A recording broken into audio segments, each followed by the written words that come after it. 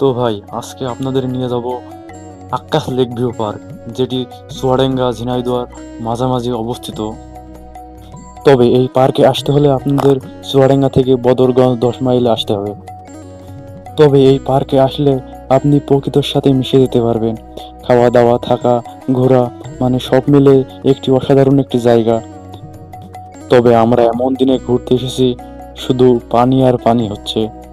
যেমন আকাশ ভর্তি মেঘ, তেমনি পানিও পাল্লা দিয়ে বাড়ছে। তবে বলা যায় এই ভিউটা অসাধারণ লেগেছে।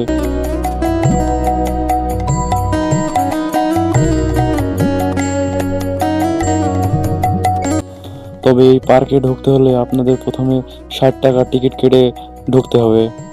আর 5 বছরের নিচে বাচ্চাদের জন্য সম্পূর্ণ ফ্রি।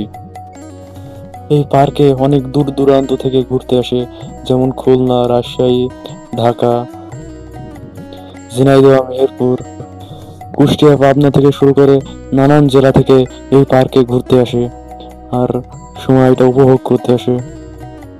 তবে বলে রাখি, এই পার্কের কাজটি এখনো চলমান অবস্থায় আছে।